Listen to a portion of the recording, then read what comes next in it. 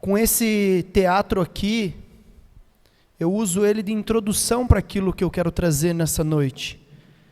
Sabe, o preço que o Senhor pagou naquela cruz por mim e por vocês foi um alto preço. Mas nós precisamos ter a ciência, ter o entendimento disso, porque senão nós vamos ver sim como essa encenação aqui. Quantas famílias têm se perdido pelo simples fato de não entender o preço do sacrifício de Cristo naquela cruz, por não saber o preço daquilo que o Senhor fez por mim e por vocês. Ele é um Deus de restauração, Ele é um Deus de cura, Ele é um Deus de milagre, e Ele tem isso para mim e para vocês nessa noite. E eu quero que você ainda continue com esse espírito aquebrantado, tendo esse entendimento que a Páscoa é muito mais do que chocolates. Sabe, a palavra que eu trago nessa noite, ela tem esse tema: que preço Ele pagou? Sabe, é uma pergunta para mim e para vocês, só que eu quero que você saia aqui, no final de tudo, nós vamos cear com entendimento, sabendo a resposta dessa pergunta que é o tema dessa mensagem: que preço Ele pagou? E lá em 1 Pedro, que foi o texto que eu iniciei aqui, que está no final da caderneta, diz lá: pois vocês sabem que não foi por meio de coisas perecíveis como prata e ouro que vocês foram redimidos, mas pelo precioso sangue de Jesus, como de um cordeiro sem mancha e sem defeito. Sabe, não foi por prata e ouro, aqui ele está dizendo, não foi pelo dinheiro, não foi pela vida corriqueira. A gente está naquela correria do dia a dia. Talvez um pai empresário, ele quer dar o melhor para a família, ele está ali trabalhando de domingo a domingo, mas ele esquece do verdadeiro princípio, que é estar aos pés do Senhor. Sabe, Deus, Ele está nos chamando para isso, para esse entendimento, de você entender sim que você tem várias coisas que o Senhor quer te dar. Ele quer abençoar o teu negócio, Ele quer abençoar a tua casa, Ele quer te prosperar, mas mais do que isso, Ele quer você aos pés dEle. Sabe, aqui nós vimos o que? O pai deixando de lado a filha, o pai deixando de lado a esposa, por causa de uma promoção. Vocês lembram ali no início, como que o Bruno chegou aqui falando para ele: ei, vamos lá, vamos para a festa. Ele falou: será, não vai dar boa para mim e tal. Mas quando ele falou algo, sabe, me ressaltou. Ele falou: sabe aquela promoção que você tanto quer?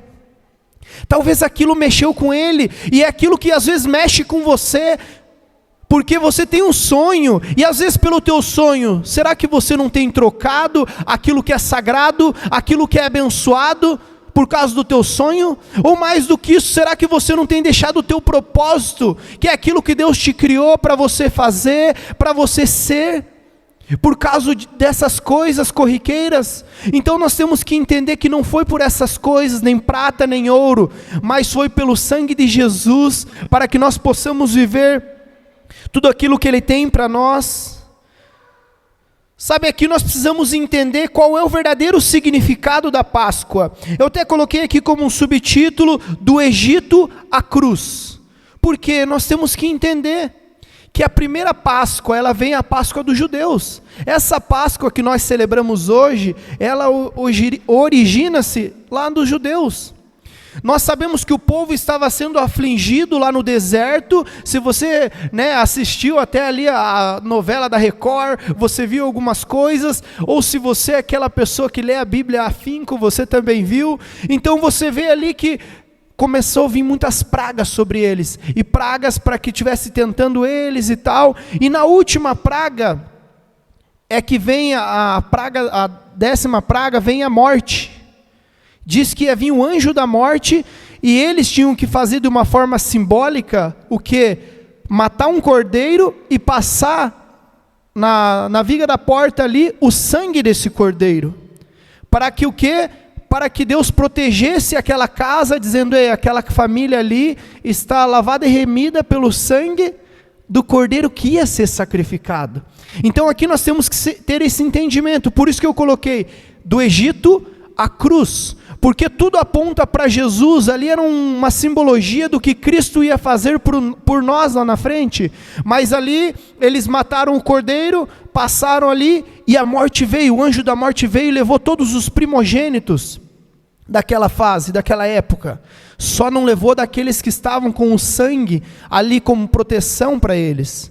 Mas nós entendemos que Cristo, ele vem e faz isso de uma forma poderosa.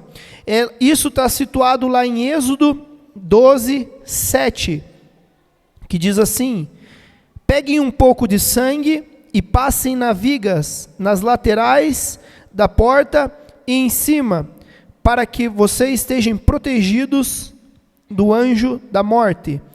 Então nós vemos que aqui era a sombra de algo profético que viria. Cristo é o nosso verdadeiro Cordeiro Pascal. Seu sangue foi derramado por nós, e hoje está coberto pelo sangue. Quem está coberto pelo sangue não morre, mas vive.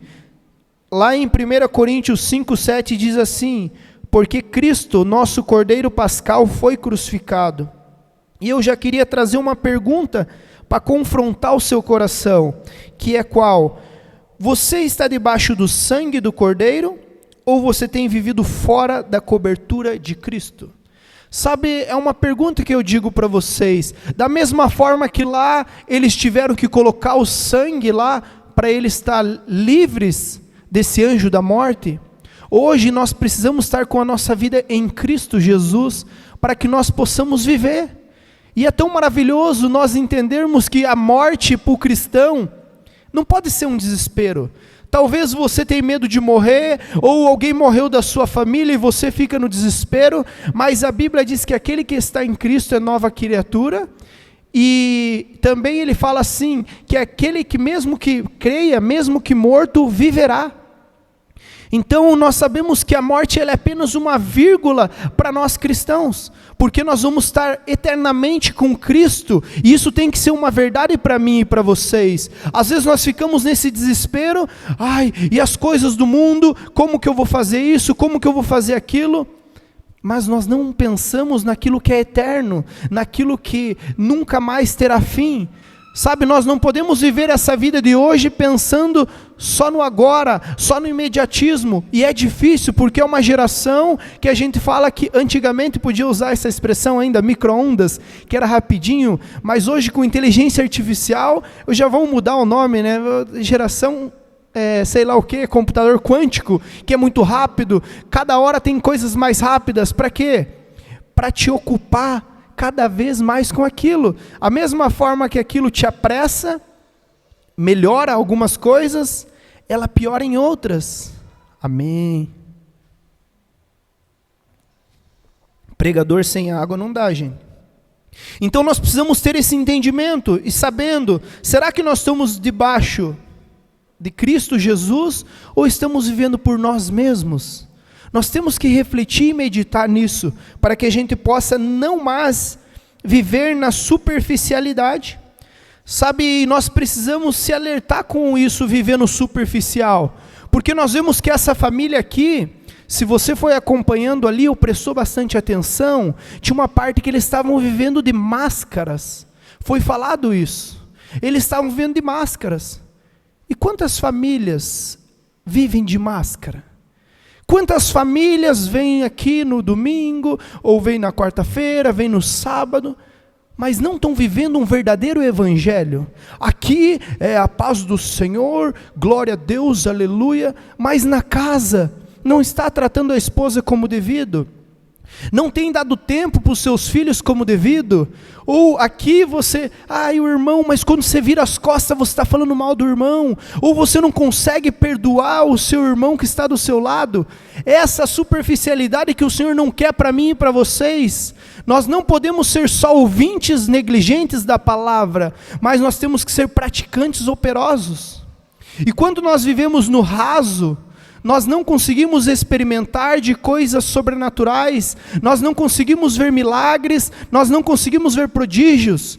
E o evangelho do Senhor Jesus é um evangelho de milagre.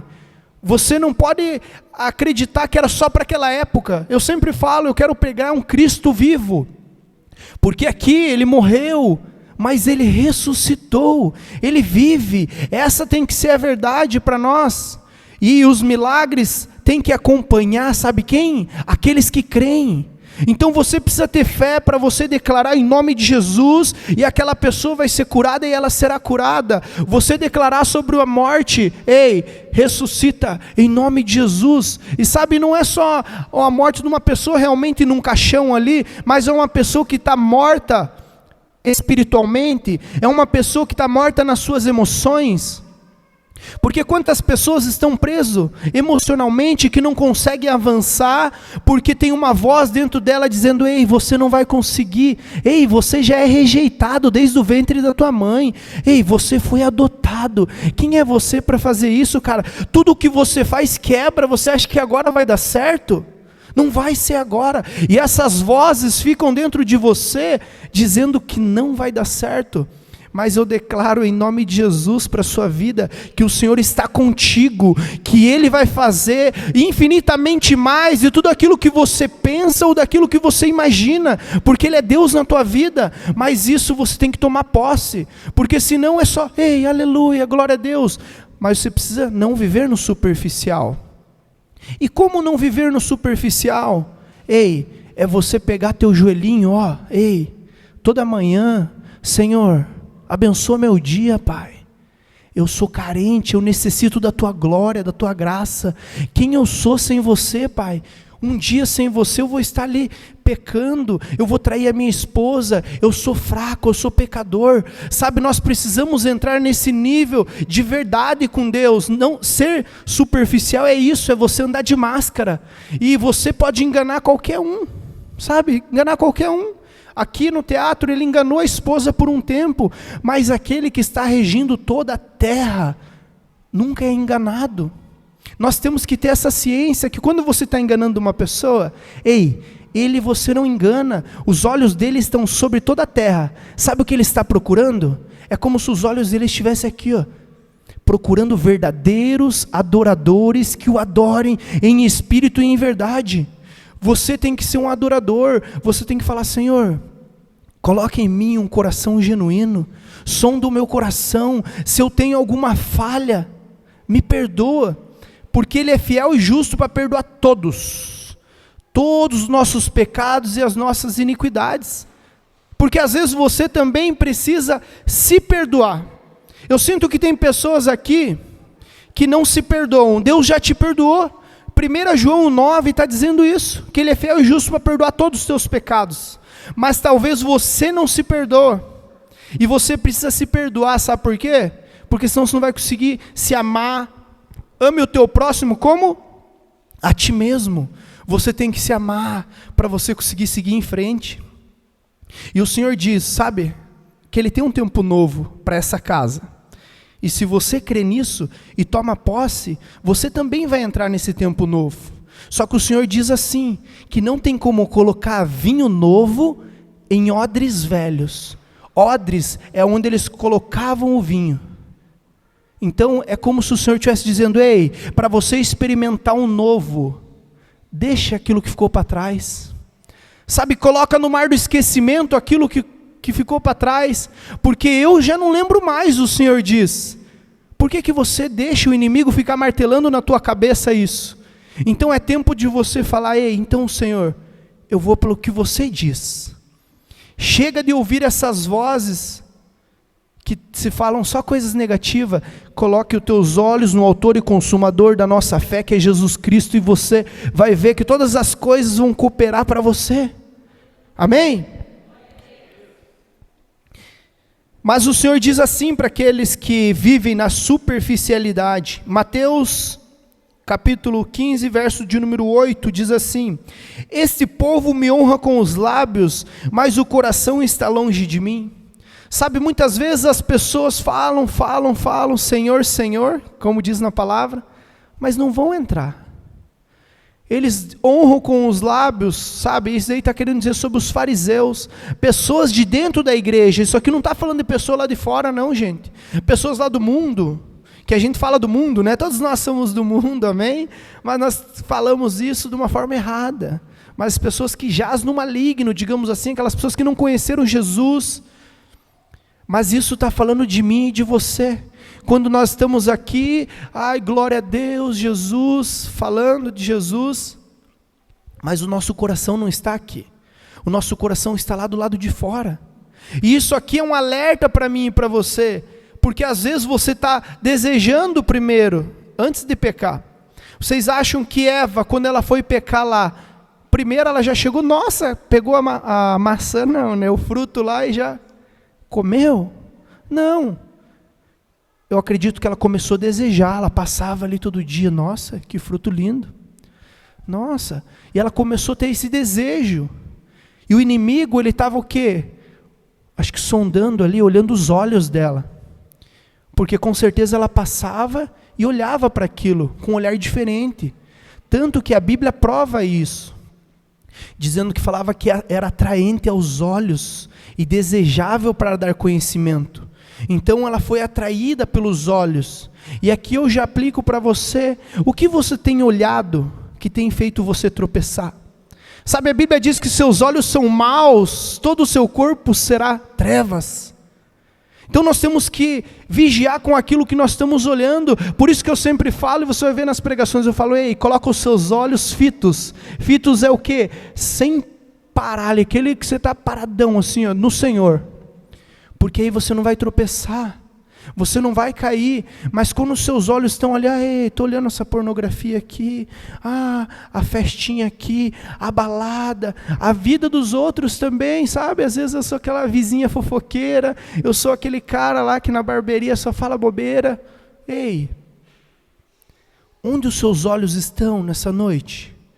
Onde os seus olhos estão? Estão na cruz de Cristo, reconhecendo o sacrifício que Ele fez por mim e por vocês?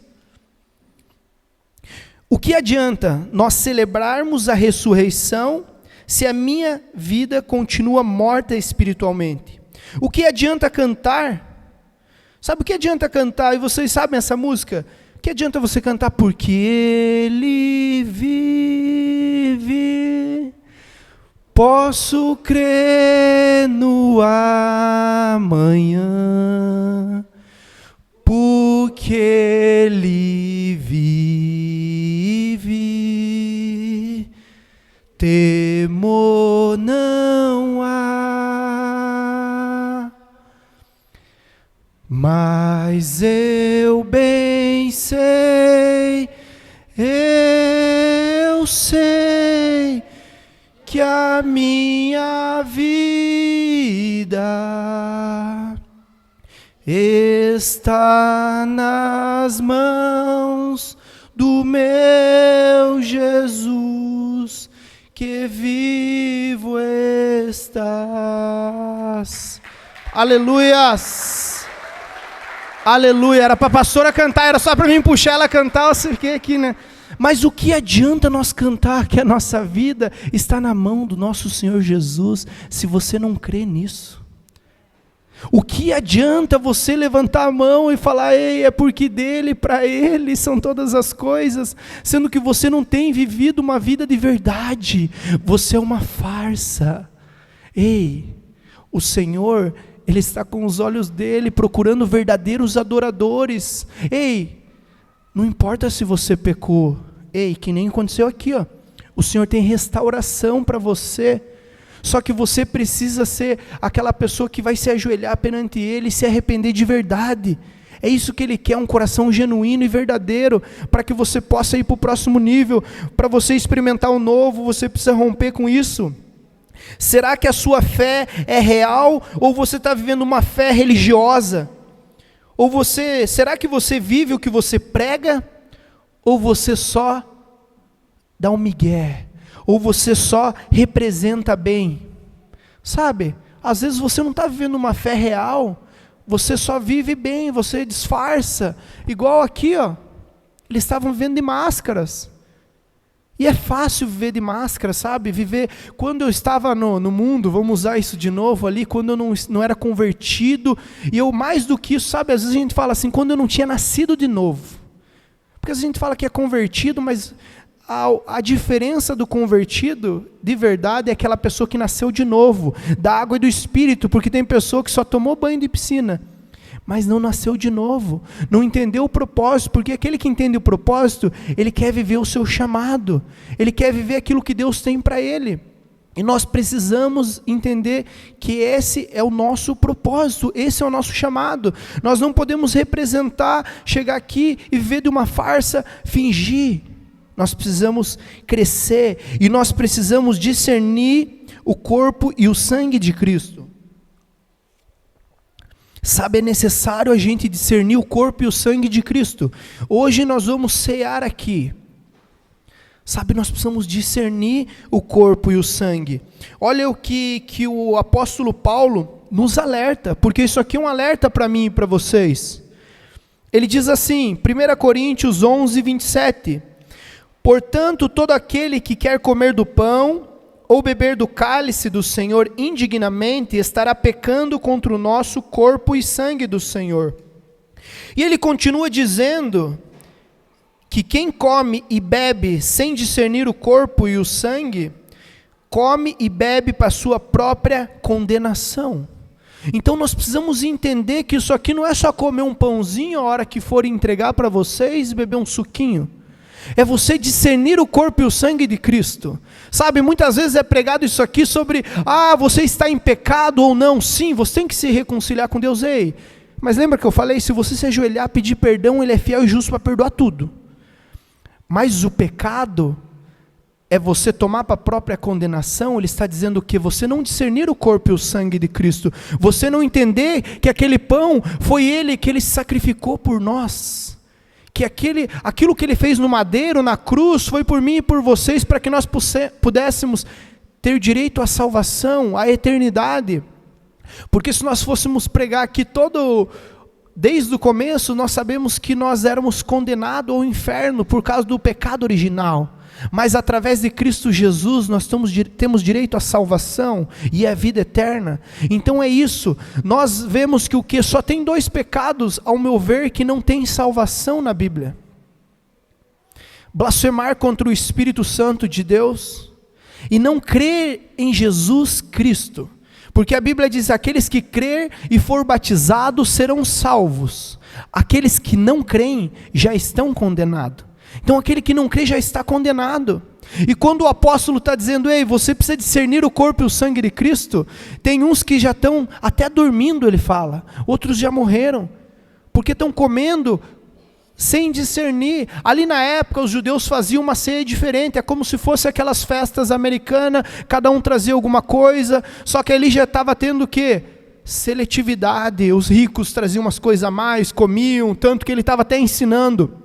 Depois leiam lá todo o capítulo 11, ele fala, ei, você que está com fome, come em casa. Então estava tendo até uma bagunça na hora da ceia, não era algo espiritual. Nós precisamos entender que esse momento sim é espiritual. Nós vamos estar comendo como um simbolismo, sim, mas entendendo o sacrifício no seu coração, sabendo, ei, isso aqui é porque Cristo morreu por mim, porque Ele me deu o direito à salvação. É isso que Ele quer que a gente tenha por entendimento.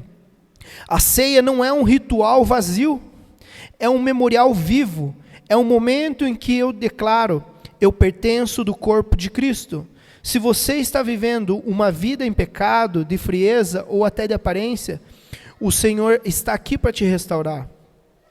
E hoje Deus está te chamando para você voltar à profundidade, discernir o que estamos fazendo aqui, que não é apenas uma religião, é um relacionamento e uma aliança.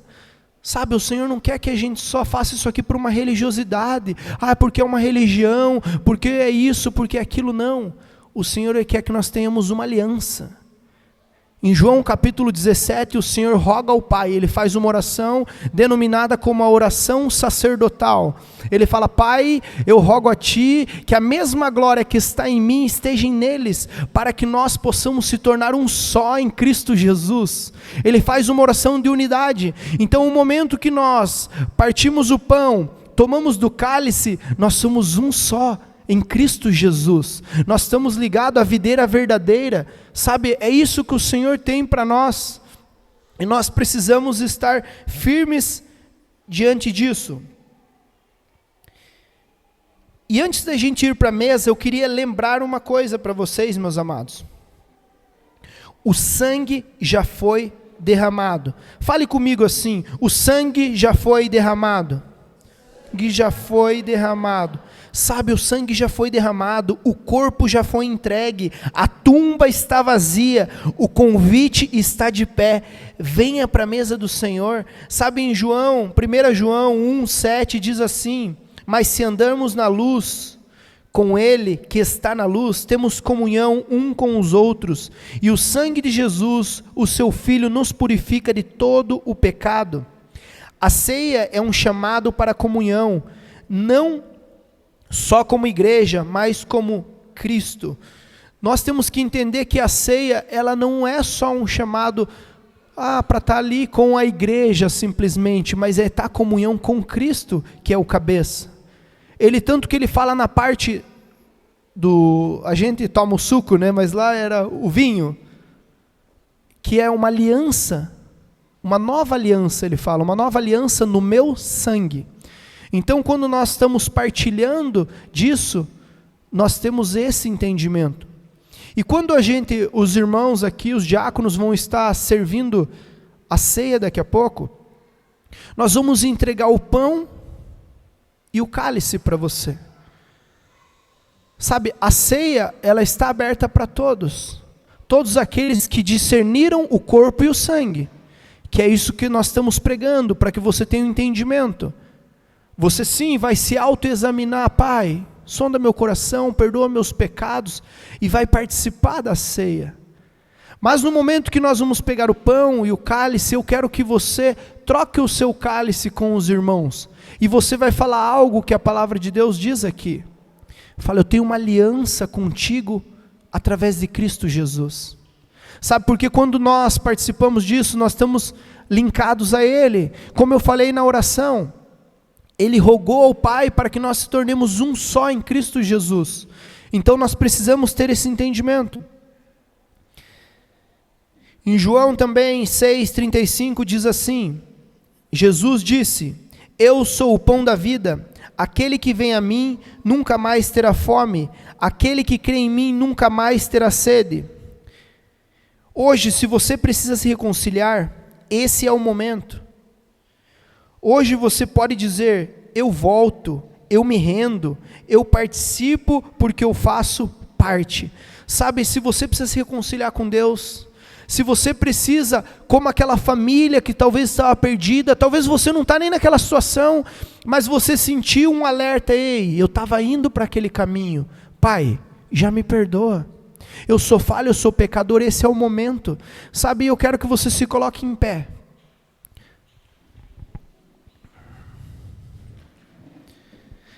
Quero que você se coloque em pé. Agora eu quero que você se desligue das pessoas que estão do seu lado. Eu quero que você feche os seus olhos nesse momento e se conecte ao Senhor. Hoje a pergunta não é: você quer ceiar? Essa não é a pergunta de hoje. Mas sim: você quer viver o que a ceia representa? Olha que forte isso. A pergunta não é: você quer ceiar hoje? Não. Você quer viver o que a ceia representa?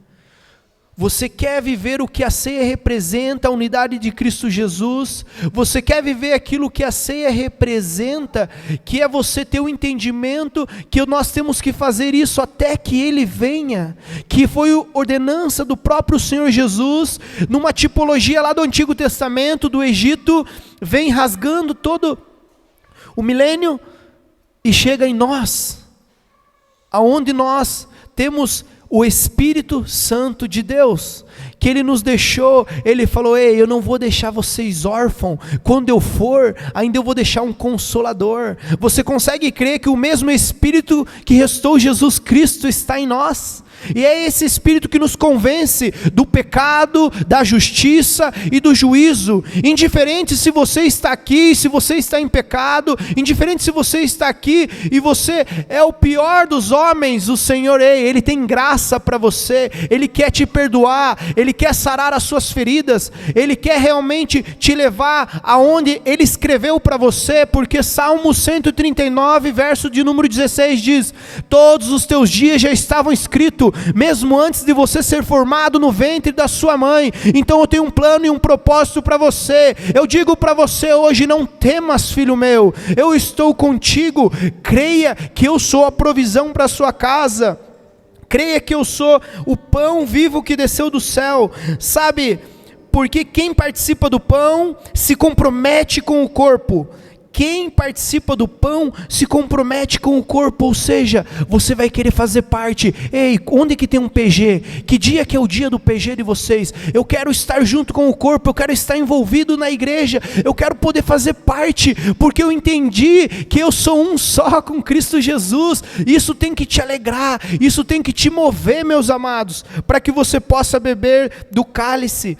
Você vai aceitar ele como suficiente. Sabe, quem bebe do cálice aceita o sangue de Jesus como suficiente. Você não precisa mais de misticismo, você não vai precisar mais, eu vou ver o horóscopo antes de sair de casa, não. Ei, o sangue de Jesus é suficiente para você, você não precisa de mais nada. Aleluia. A ceia é para quem crê, para os que se rendem, para os que entenderam, porque o preço já foi pago.